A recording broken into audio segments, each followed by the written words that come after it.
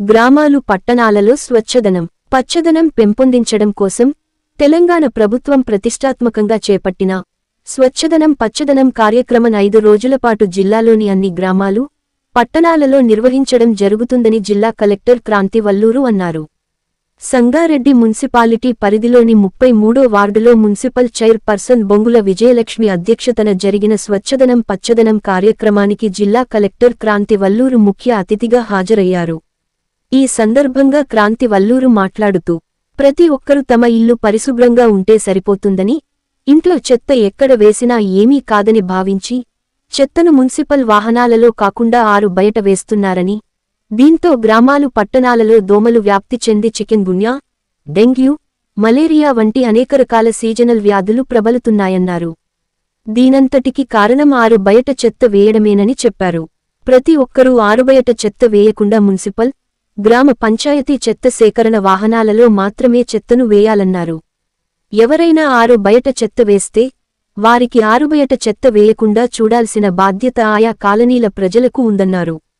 5 రోజులలో పట్టణంలో గుర్తించిన 64 చెత్త నిల్వ ఉన్న ప్రాంతాల నుండి చెత్తను మొత్తం మున్సిపల్ సిబ్బంది తొలగించేలా పటిష్ట ప్రణాళికతో ముందుకెళ్తున్నట్లు తెలిపారు.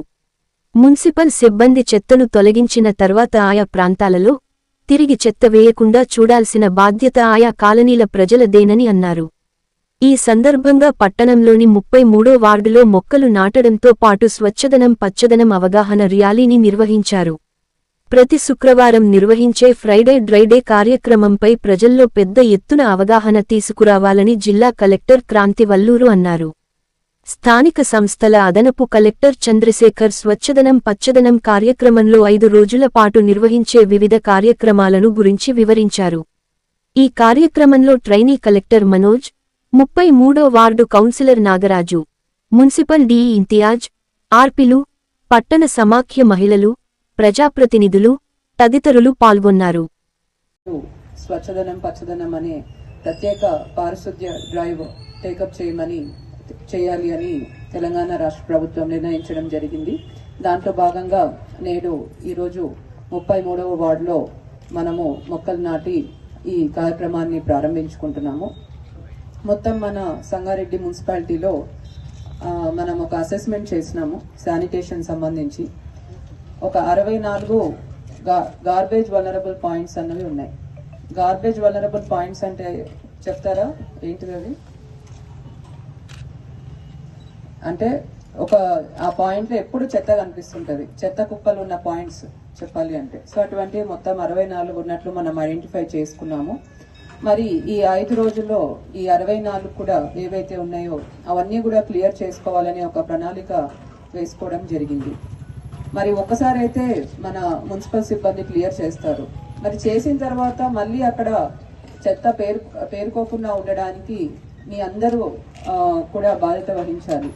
ఎందుకంటే పారిశుద్ధ్యం అన్నది మన మున్సిపల్ సిబ్బంది ఎంత చేసినా కూడా రోజు అక్కడ కాలనీ వాసులు ఒకవేళ చెత్త బయట వేస్తుంటే మాత్రం ఎంత చేసినా కూడా దానికి ఫలితం ఉండదు. కాబట్టి మహిళలుగా, ఇక్కడ ఉన్న కాలనీ పెద్దలుగా మీ అందరూ కూడా ఒకటి గట్టిగా నిర్ణయించుకోవాల్సింది ఏంటంటే, మీ కాలనీలో మీ వార్డులో ఎవరు కూడా చెత్త ఆటో కాకుండా బయట వేయకూడదు. కంపల్సరీ మన మున్సిపల్ ఆటో ఏదైతే వస్తుందో దానికే వేయాలి. సో బయట వేయడం వల్ల ప్రాబ్లం ఏమవుతుంది, దానివల్ల పరిసరాలు చాలా అపరిశుభ్రంగా ఉంటాయి, దోమలు ఎక్కువ వస్తాయి, పందులు కుక్కలు కూడా ఎక్కువ ఉంటాయి. మరి మనం చూస్తూనే ఉన్నాము, కుక్క కాటు వల్ల ఎంతో మంది చిన్నారులు ప్రాణాలు కోల్పోవడం వంటి అతి ఘోరమైన పరిస్థితి కూడా మనం చూసాము. అండ్ కుక్క కాట్ల వల్ల ఎంతో మంది ట్రీట్మెంట్ పొందడం కూడా మనం చూస్తూ ఉన్నాము. కాబట్టి ఇవన్నీ కూడా మనం తగ్గించుకోవాలి అంటే మన పరిసరాలు పరిశుభ్రంగా ఉంచుకోవాలి. మన ఇంటిని మాత్రం చాలా పరిశుభ్రంగా పెట్టుకుంటాం, రోజు క్లీన్ చేస్తాం, రోజు పూజ చేస్తాం. పరిశుభ్రం ఎంత ముఖ్యమో ఇంటి బయట కూడా అంతే ముఖ్యం. మీ స్ట్రీట్స్, రోడ్స్ ఏవైతే మీరు రోజు నడుస్తున్నారో అవి కూడా మన పరిశుభ్రంగా ఉండాలి. ఎందుకంటే ఈ దోమలు అన్నవి ఓన్లీ మన ఇంట్లో నీట్గా ఉంటే రాకుండా ఉంటాయి అన్నవి ఏమి ఉండదు కదా. బయట ఎక్కడ అపరిశుభ్రంగా ఉన్నా కూడా దోమలు అన్నవి వస్తాయి. ఆ దోమల వల్ల మన ఇంటి వాళ్ళు అనారోగ్య పాలవుతున్నారు. ఆల్రెడీ మన మున్సిపాలిటీలో 5 డెంగ్యూ కేసుల వరకు మనం చూసాము. వాళ్ళు రికవర్ అయినారు, మంచిదే. బట్ అటువంటి సీజనల్ వ్యాధుల బారిన పడకుండా చూసుకోవాల్సిన బాధ్యత మన మీద ఎంతైనా ఉంది. మన మున్సిపల్ సిబ్బంది ఎంత ఫాగింగ్ చేసినా, ఎంత రోజు వచ్చి చెత్త తీసినా, కలెక్ట్ చేసినా కూడా కాలనీ వాసులు ఆర్ పట్టణ ప్రజలు బాధ్యతగా వ్యవహరించకపోతే ఈ మళ్ళీ చెత్త కుప్పలు వస్తూ ఉంటాయి, మళ్ళీ దోమలు వస్తూ ఉంటాయి, సీజనల్ వ్యాధులు కూడా ఈ విధంగా ప్రబలిస్తూ ఉంటాయి. కాబట్టి అందరూ కూడా మీ అందరూ కూడా దీంట్లో భాగస్వామ్యం చేయాలి. ఈ పచ్చదనం అన్న కార్యక్రమంలో అందరూ కూడా పాల్గొనాలి. ఒక్కసారి ఈ చెత్త కుప్పలన్నీ కూడా మేము తీయిస్తాము, బట్ ఆ తర్వాత మీరెవరు కూడా బయట వేయకూడదు. ఇక్కడ ఆర్పీలు ఉన్నారు, మహిళా సంఘం సభ్యురాలు ఉన్నారు. సో మీ అందరు అనుకుంటే మీరు ఏమైనా చేయగలుగుతారు. ఎంతో మహిళా శక్తి ఉంది ఇక్కడ. కాబట్టి మీరు మీ వార్డులో, కాలనీలో ఎవరైతే బయట చెత్త వేస్తున్నారో వారికి మీరు కఠినంగా చెప్పాలి, బయట వేయకూడదు, మున్సిపల్ ఆటోకే వేయాలి అని. మా తరపు నుంచి ప్రతి ఇంటికి కూడా మున్సిపల్ ఆటో వచ్చే విధంగా మేము చేస్తాము. ఆల్రెడీ వెళ్తున్నారు. ఇంకా కూడా ఎక్కడైనా గ్యాప్స్ ఉంటే, ఏవైనా కాలనీస్ కానీ స్లమ్ ఏరియాస్ కానీ కవర్ కాకపోతే అక్కడ కూడా మున్సిపల్ ఆటో తప్పకుండా వెళ్లే విధంగా చేస్తాము. బట్ ఇప్పటి నుంచి మాత్రం ప్రతి ఒక్కరూ కేవలం చెత్త ఆటోకే మీ ఇంటి చెత్త అన్నది ఇవ్వాల్సి ఉంటుంది. నేను మొన్న శుక్రవారం ఫ్రైడే డ్రై డే కార్యక్రమంలో సంగారెడ్డి మున్సిపాలిటీలోనే పాల్గొని కొంతమంది మహిళలతో ఇంటరాక్ట్ అయినప్పుడు అడిగాను, మీరు చెత్త ఎవరికి ఇస్తున్నారు అని. వారు అన్నారు, పక్కనే చెరువు ఉంది, చెరువులో వేస్తున్నానని చెప్పారు. మరి అది ఎంత మాత్రం కరెక్ట్? మున్సిపల్ ఆటో వస్తుంది ఆ వార్డుకి, మరి వచ్చినప్పుడు చెత్త తీసుకుపోయి వార్డుకు ఆటోకి ఇవ్వాలా, బయట వేయాలా? మరి చెరువులో ఉన్న నీరు కలుషితం అవుతాయి, అది మళ్ళీ మనమే తాగుతాం. కాబట్టి ఇది ఇమ్మీడియట్ గా మీ అందరిలో కూడా మార్పు రావాలి. ఎవరైతే చెత్త బయట వేస్తున్నారో వారిలో అవగాహన కార్యక్రమాలు చేపట్టాలి.